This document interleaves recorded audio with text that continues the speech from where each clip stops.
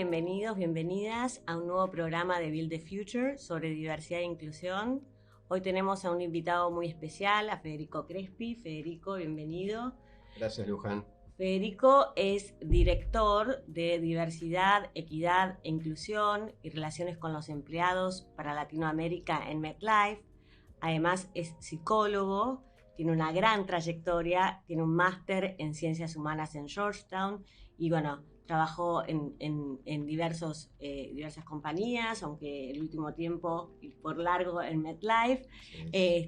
Y bueno, vamos a conversar un poco cómo es implementar un programa de diversidad e inclusión en una multinacional con presencia en diferentes países.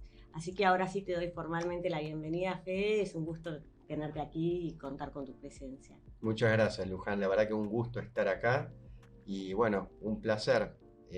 Así que, mira, para responder tu pregunta, creo que hay algunas cuestiones que son muy esenciales, como tener un altísimo compromiso de la dirección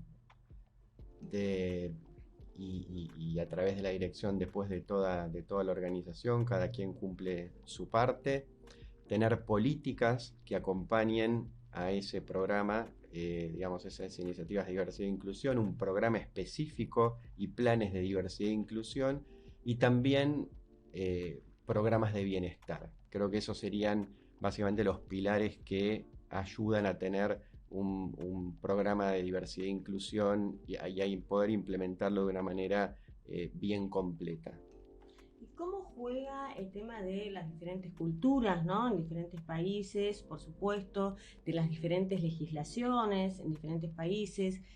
¿Qué rol juega? Son dos preguntas, ¿no? ¿Qué rol juegan, ¿no? ¿Qué relevancia tienen cada una de ellas? Y vos a la hora de implementar un programa de diversidad e inclusión en América Latina o también a nivel global, ¿priorizás, por ejemplo, según el país, algunas temáticas por un tema cultural o legislativo o das una bajada uniforme? A ver, en realidad hay como un paraguas global dentro del cual después calzan las políticas regionales y después locales de cada país que tienen sus características particulares. Entonces, de hecho, las políticas locales están esencialmente impulsadas por los países y desde mi rol regional lo que yo hago es dar soporte y si se quiere, guía metodológica. Entonces, nosotros tenemos algunas prioridades, por ejemplo, favorecer redes de inclusión, si querés después te puedo contar un poquitito de qué se trata eso. Desarrollo del talento femenino, hay un gran compromiso con el desarrollo del talento femenino en MetLife y también trabajar con proveedores que tengan una agenda de diversidad e inclusión. Ahí por país tenemos un monto específico que va creciendo año a año y que vamos a invertir en proveedores que tengan una agenda a su vez de diversidad e inclusión. Entonces, por ejemplo, estos son parámetros, te diría, globales, regionales, pero después, por ejemplo, la agenda de diversidad e inclusión que pueda tener un proveedor en Brasil puede diferir de la de México, de la de Argentina, entonces ahí es donde entran las diferencias locales, ¿no? Súper interesante. Entonces, trabajan ya desde el comienzo, digamos, para adentro de la organización, pero también para afuera, ¿no? Como en la cadena de valor, porque están mirando qué hacen los proveedores. Totalmente. A ver, nuestra estrategia global tiene tres ejes, ¿no? En MetLife, que son lo que llamamos Champion Inclusion, que es básicamente ser excelentes en incluir a las personas.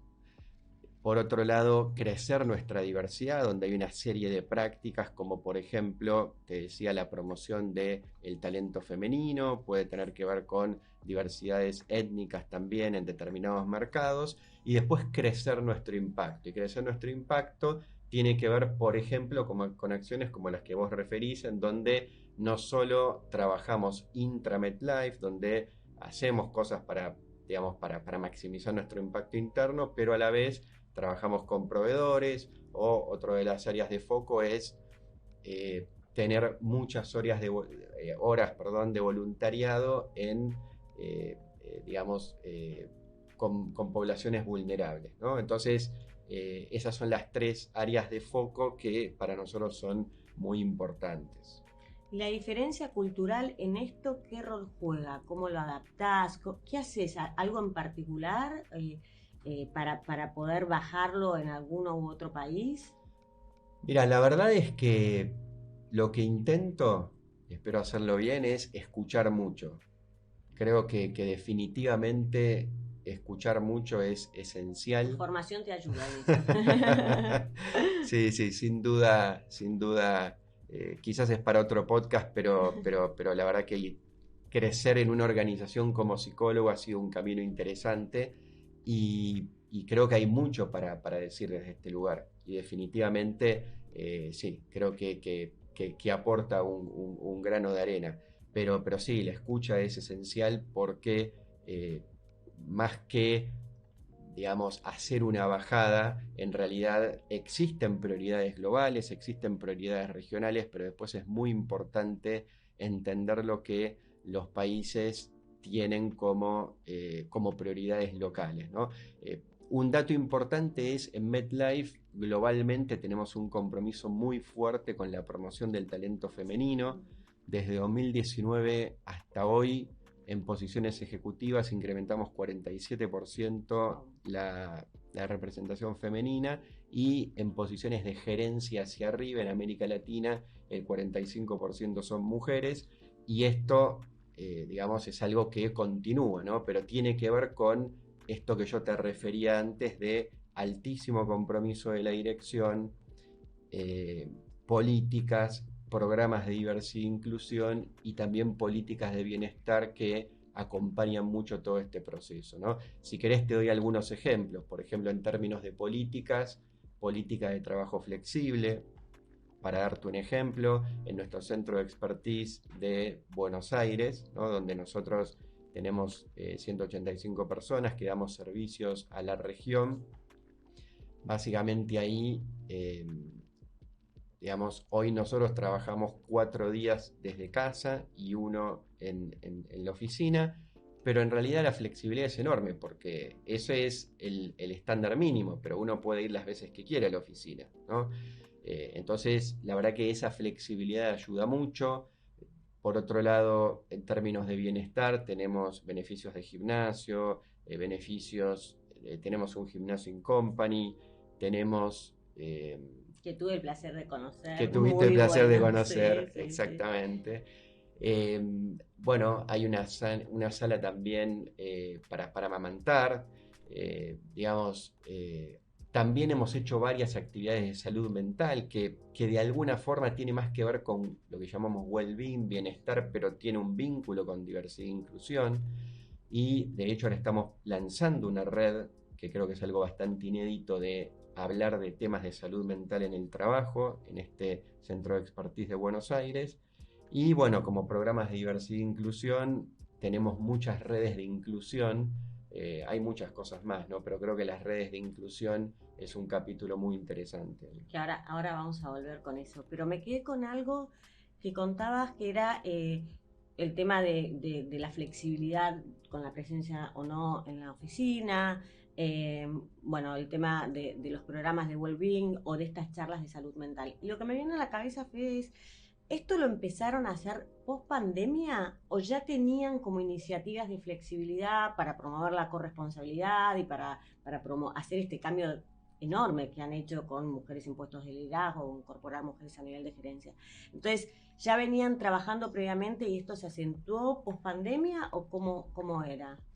En realidad ya lo veníamos haciendo, teníamos políticas de flexibilidad, por ejemplo, viernes cortos, en algunos mercados viernes cortos durante el año completo, en otros durante los periodos de verano, también poder entrar a diferentes horarios, entonces si uno entraba más tarde, se iba más tarde, también dependía de la carga laboral, ¿no? Nosotros confiamos en que las personas van a hacer el trabajo que tienen que hacer y entonces tampoco estamos midiendo exactamente la cantidad de horas que están, pero definitivamente aceleró muchísimo con la pandemia, porque nosotros de hecho ya teníamos implementado en algunos mercados la posibilidad de hacer home office un día, Pero bueno, con la pandemia, creo que fue el 19 de marzo Obligatorio. del 2020, yo en ese momento era director de Recursos Humanos de Argentina y Uruguay, y ese día, que fue un día antes de que el presidente decretara cuarentena, eh, le dijimos a todas las personas que trabajaran desde su casa, ¿no? Y no volvimos, en Argentina al menos, hasta abril del 2022. Espero que no se me entreveren las fechas, pero creo que fue abril del 2022. 2022, un montón. Y en otros países ya tenían iniciativas de hacer home office, en Argentina aún no se había implementado todavía, o sea que tuvieron que Sí, salir. en Argentina También, teníamos un día por semana de home ok. office y en otros mercados, o sea, en otros países, teníamos también en algunos de ellos políticas de home office O sea una que vez por venían semana. más o menos preparados, no tanto, pero venían Exactamente. como allanando ya un poco el camino. Sí, hubo que hacer mucho trabajo, desde, a ver, desde la parte tecnológica, laptops, conexiones.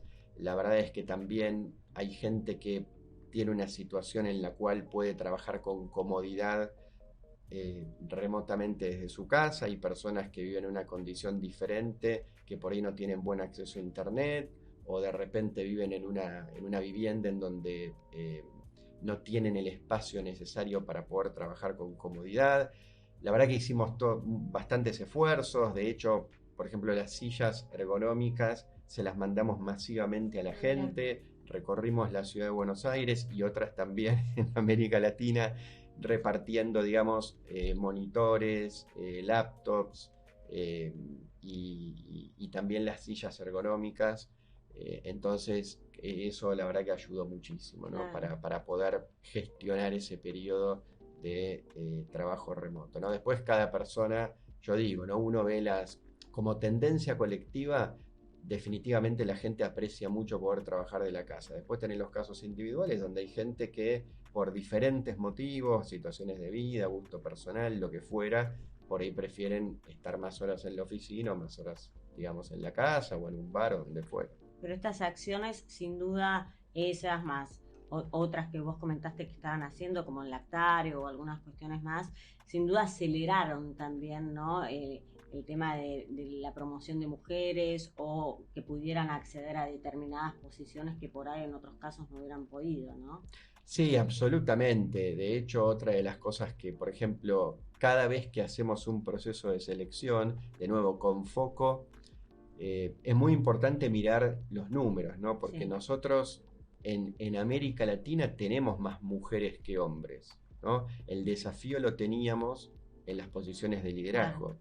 Entonces, fundamentalmente, digamos, si bien es una práctica, una buena práctica en general siempre, particularmente para las posiciones de gerencia, siempre incorporamos mujeres en la terna de evaluación. Entonces lo que nos aseguramos es de que podemos tener la diversidad necesaria para poder tomar la mejor decisión, porque tenemos la convicción de que si nosotros no tenemos una terna diversa, estamos perdiendo capital humano. O sea, Ujú. definitivamente estamos perdiendo la posibilidad de contratar personas que si tuvieran la oportunidad de participar del proceso, probablemente terminarían siendo elegidas, ¿no? Entonces, ese es un ejemplo. La verdad que hay muchos. Otro que se me ocurre ahora es la extensión de la licencia por paternidad, Sí. lo cual también ayuda a que, digo, porque todavía tenemos mucho sesgo en América Latina de que la mujer se ocupa más de las cosas de la casa, el hombre del trabajo. Entonces, bueno, la verdad es que no es algo que vamos a resolver de la noche a la mañana. En mi opinión, se ha hecho un avance muy grande, pero falta Mucho. muchísimo por hacer. Y además una cosa son los grandes centros urbanos, por ahí más occidentalistas, si se me permite, y otra cosa es el interior de los países. Digo, hay mucho, digamos, mucha tela para cortar ahí. Absolutamente, porque ayer hablaba con alguien que no era del mundo, digamos, corporativo y tenía una charla que yo no lo podía creer, me decía, porque los hijos son de la madre, los hijos se tienen que Mm, quedar en su casa, son de la madre y yo no quería, digamos, ser irrespetuosa, pero yo decía, pero necesariamente es la madre, yo creería que son de los dos, ¿no? Entonces, claro. pero claro, yo vengo como trabajando en estos temas de diversidad e inclusión y con mucho con el mundo corporativo que están realmente interesados y haciendo sus mejores esfuerzos. pero cuando vas a otro lugar o a otro sector, digamos, la conversación pasa por otro lugar muchas veces, ¿no? Entonces, Totalmente, totalmente, y eso sí, se ve y bueno, por eso creo que, digamos, el tema de género no es solamente un tema de hombres, sino no, también de mujeres, ¿no? O sea, es un tema de la sociedad toda, si se quiere, totalmente. ¿no? Y también de, digamos, de un compromiso genuino, primero individual, uno hacer lo que puede, lo que le toca, social, público, privado, de políticas públicas del Estado. La verdad es que hay mucho por hacer todavía, Sí, ¿no? mucho y creo que el trabajo conjunto sin duda ayuda. Volviendo un poco a lo que me comentabas de las redes, ¿no? Hablaste de redes, de ser champions. Contanos un poquito estas iniciativas, qué significan para MedLife. Bueno, la verdad es que son iniciativas que la verdad que disfrutamos mucho porque, eh, digamos, estas redes básicamente son organizaciones de personas que toman la iniciativa. Nosotros le damos cierto aporte metodológico, pero básicamente consiste en un grupo de personas que se reúnen para hablar de una problemática común. Entonces, por ejemplo, la más extendida en América Latina, incluso en el mundo, es la red de mujeres, Claro. que tratan, digamos, problemáticas específicas de la promoción o el desarrollo de carrera de las mujeres en la compañía, y también hacen propuestas, ¿no? Entonces, digo, tiene una acción bien práctica, ¿no? O sea, o tiene un resultado bien práctico eso. Después, por ejemplo, en Brasil está la red Afro. Digamos, tenemos redes de personas con discapacidades. eh, en América Latina todavía no, pero en otros lugares del mundo, Red más 50. Claro. Y la verdad es que LGTBQ, digo, tenemos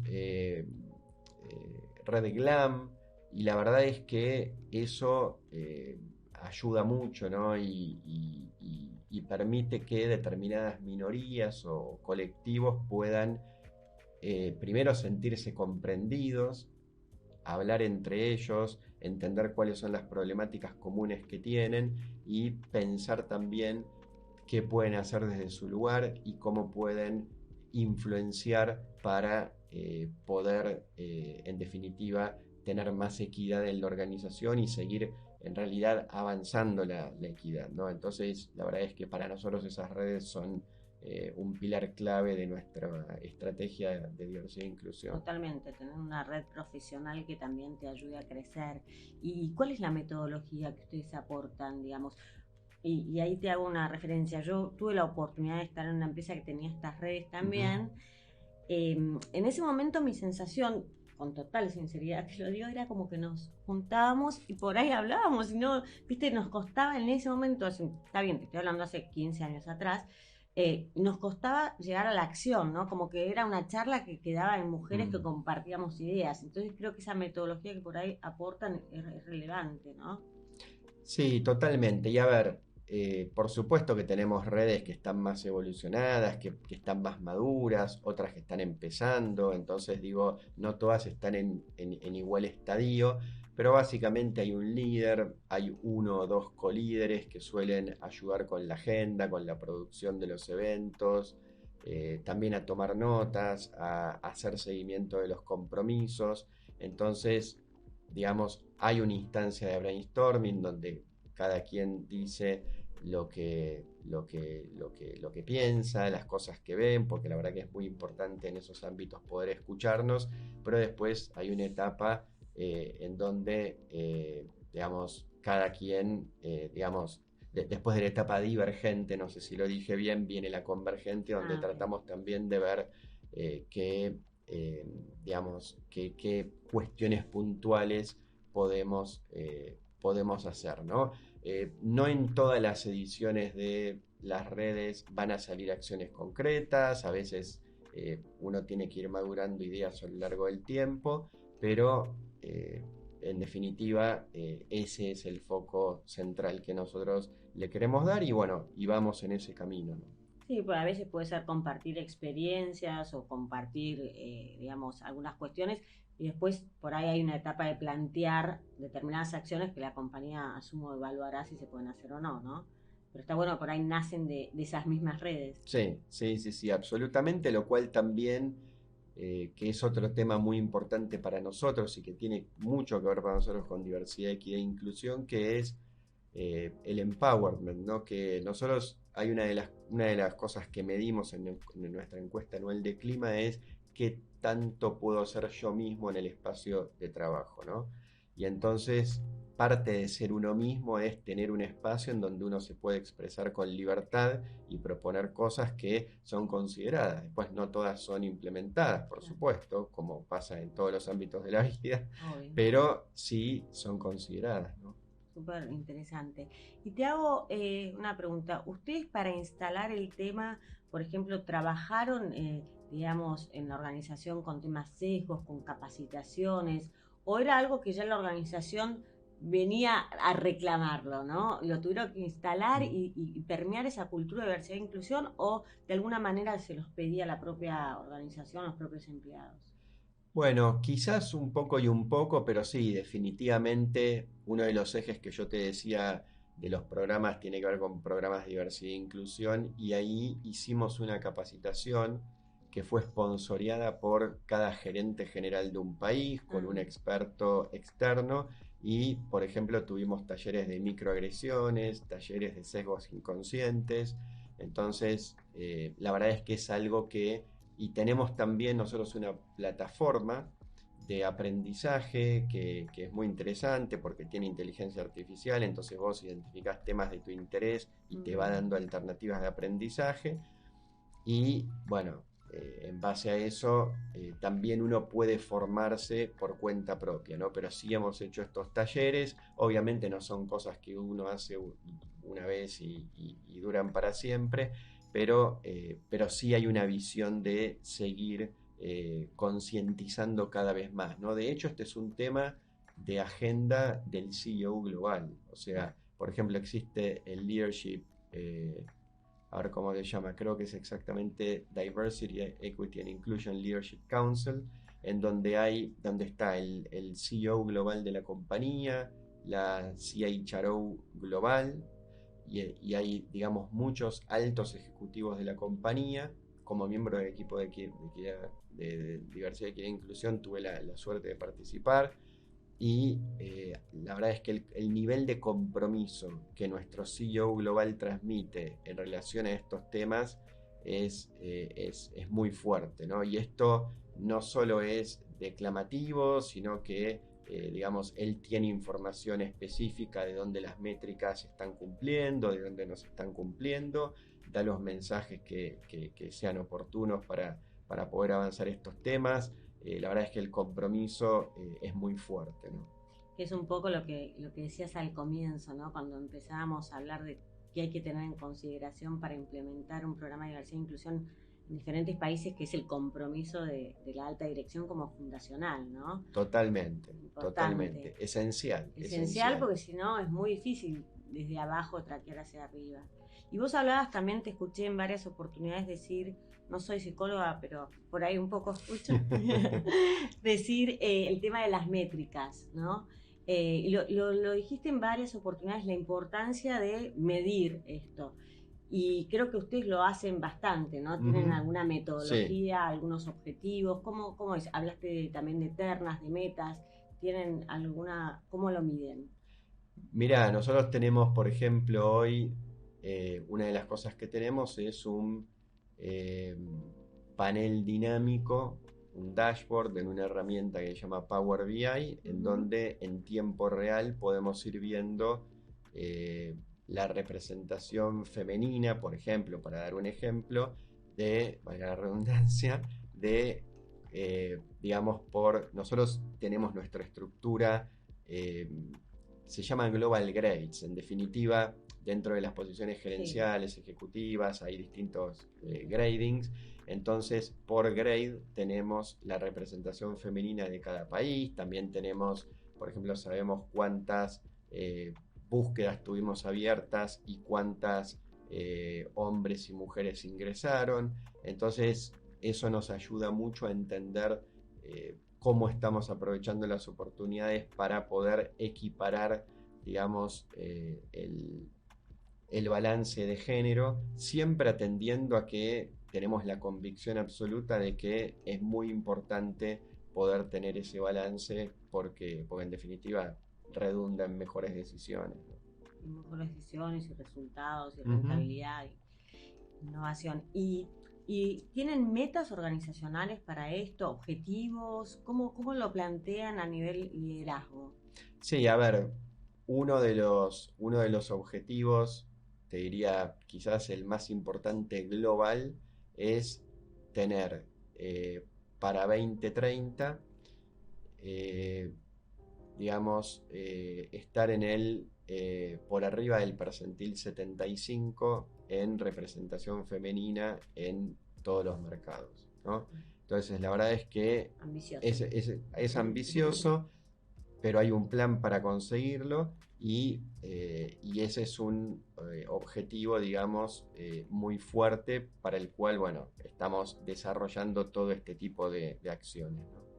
Súper interesante y los van midiendo, digamos, por año y demás. Ujú. ¿Y a los líderes se les pone, digamos, alguna meta o algún objetivo en particular para que a nivel global se pueda conseguir eso? En ese dashboard vos podés ver qué áreas tienen más o menos mujeres digamos, si tienen que cumplir con determinadas métricas.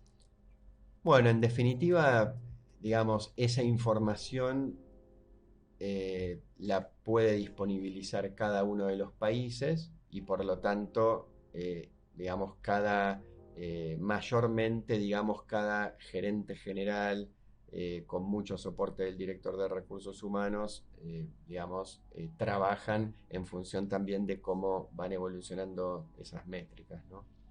Y ya te voy a hacer dos preguntitas más y vamos a cerrar. Me quedaría hablando mucho más tiempo, sin duda. Pero dentro de estos objetivos, que por ahí puede ser por números, pero también hay un modelo de liderazgo, de líder inclusivo con determinadas habilidades o capacidades en la organización. A ver, yo te diría que sí, que en definitiva tiene que ver con encarnar estas cosas que decíamos de champion inclusion, Claro. digamos, crecer la diversidad y después crecer nuestro impacto. Ahora, me das pie para decir algo, ¿no? Muchas veces hablamos a ver, y es esencial hacerlo, ¿no? De diferentes razas, eh, colectivos, minorías, género, y la verdad es que también hay digamos, es muy importante, y vuelvo al tema de la escucha, ¿no? A veces es complejo escucharnos y incluso en personas que somos bastante homogéneas, ¿no? De un origen social parecido, de una etnia similar, del mismo género, pero de repente pensamos distintos, ¿no? Y creo que hay una tendencia fuerte a juntarnos con personas que pensamos igual, entonces nos realimentamos, ¿no? Y esto puede pasar Todos digamos, desde el lados. punto de vista de la gestión en la empresa, de la política, del fútbol, Sí, lo de lo que se te social. ocurra en lo social. Entonces, creo que eso es muy empobrecedor, ¿no? Yo creo que es muy importante poder hablar con gente que es diferente. Hay un libro que me encantaría poder recomendarlo de un filósofo coreano que se llama Byung-Chul Han, que se llama La expulsión de lo distinto Ujú. y explica muy bien, entre otras cosas, este fenómeno de cómo uno se autoperpetúa en ese pensamiento, lo cual te vuelve cada vez más rígido, más encerrado y te empobrece, ¿no? Porque la verdad es que uno, porque escuche opiniones diversas, no es que tiene que pensar diferente. Ahora, yo sí creo que, aun si está en desacuerdo con la idea que se plantea, la va a ver diferente Claro. y va a entender un poco mejor por qué la otra persona está diciendo lo que dice. Y también creo que es un baño de humildad y nos ayuda también a saber que nadie es dueño de la verdad y que todos tratamos de buscarla, pero bueno, ¿quién la tiene, no? Totalmente. O a veces te puede también ayudar hasta para decir, bueno, por qué yo pienso así, siento así, y creo que esto es, digamos, como o sea, de alguna manera te reconfirma tu camino en algunas cuestiones, ¿no? Ver otras miradas diferentes, pues si no, no sabes por qué lo elegiste en definitiva. Totalmente, claro, te reconfirma, Claro, te absolutamente. reconfirma o no según la situación. La última pregunta, creo que puedo adivinar un poco tu respuesta habiendo escuchado esto, pero es, ¿cuál fue tu mayor aprendizaje en este camino de las iniciativas, de llevar adelante las iniciativas regionales para MedLife de diversidad, equidad e inclusión? Mira, la verdad que no sé si, a ver, te digo lo que se me ocurre ahora, no sé si es necesariamente el mayor aprendizaje, pero algo que aprendí, yo siempre decía o me decía que una cualidad que yo tengo es, o al menos esto pensaba, es saber lo que no sé. ¿No? Que no me parece un tema menor, ¿no? Cuando uno de repente Sí, sí, sabe, es consciente que no sabe todo, pero de repente sabe que, por ejemplo, eh, digamos, como vos sabés, vos sos abogada, la diversidad, equidad e inclusión tiene un componente legal muy fuerte. Bueno, por ejemplo, nosotros tenemos determinados requisitos legales que cumplir en determinados países. Hay abogados con quienes yo consulto para estar seguros de que estamos haciendo las cosas como corresponde. Ahora, en este momento, por ejemplo, estoy trabajando en un proyecto global. Hay gente de toda América Latina, de Estados Unidos, de Rumania, del Líbano, de India, de China. Y me doy cuenta que no sé lo que no sé. O no sé algunas cosas que no sé. Que la verdad es que la distancia cultural digamos, y dónde crecimos y hasta el idioma que hablamos, ¿no? En este máster que vos mencionaste cuando me presentaste en Georgetown, hice una materia que se llama etnografía semántica, súper interesante, que justamente hablaba de significados y significantes en diferentes idiomas, lo cual te lleva digamos, a entender que las traducciones no son literales, sobre todo en idiomas tan distintos como podría ser el chino y el español. Por ahí en lenguas latinas es bastante más parecida, pero muchas veces no existe la palabra exacta.